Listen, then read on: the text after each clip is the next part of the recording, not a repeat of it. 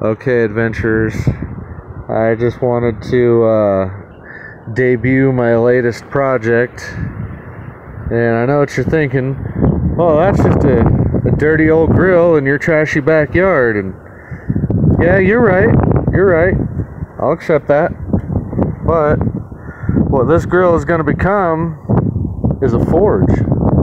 Now, if you go back and watch one of my previous videos, you'll see I got a railroad tie that I'm going to be quickly shaping into a respectable anvil as soon as I can go down to the Walmart and get some cutoff wheels for my grinder thingamajig.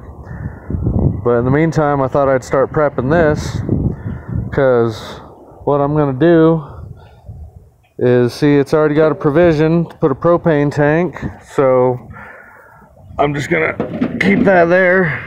And on this side, I'm going to put in 2 nozzles for propane burners, and they're going to be angled just slightly that way with the angle of the grill, and spaced a couple inches apart, so I think they'll angle the heat back into the grill. And what I'm going to do, and this is still pretty dirty, I haven't gotten very far yet.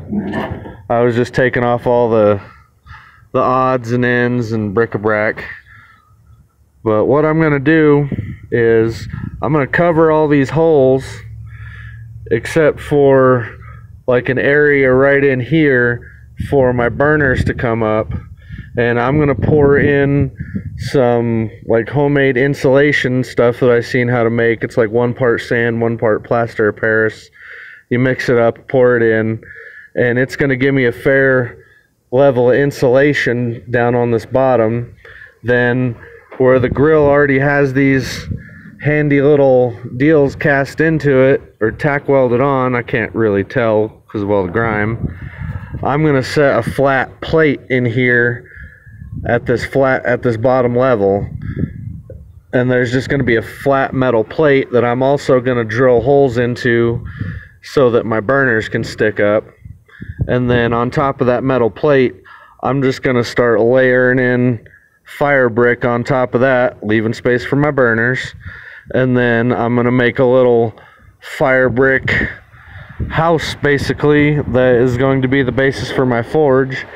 And if I can get good enough with my welder, I'm going to take some little like angle iron type stuff and make a little like steel frame box type deal to kind of hold all the fire bricks more in place. And I'm going to leave probably this end open away from the propane. I'm trying to isolate all the heat away from the propane tank because I want this forge to be completely portable. I want to be able to set my propane tank in here and wheel my forge around wherever I want to go. Load it in the back of the truck if I want to. So what I'll probably do down here to further isolate that heat is I'm going to build a heat shield going back on the underside of this grill, so there's just going to be a big flat shield under here with little provisions cut out for the burner nozzles or bottoms of the burners, whatever. And then I'll probably come in here and put in a secondary shield, basically kind of encase the propane tank in its own little shielding.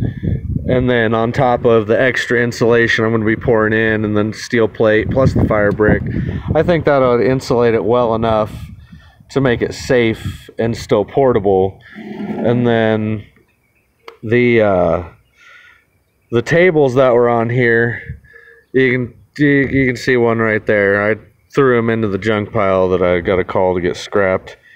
But all of it, I'm going to replace the plastic tables that were right here with metal pieces, like metal tables.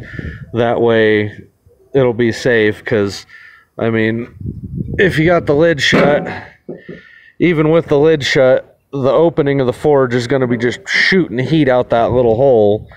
So as soon as you open that forge, that lid, all the heat from the front end of that forge is going to pour out, and it would melt this little plastic table that was here in like a half a second. So that was just not going to be safe. So I got them all stripped off.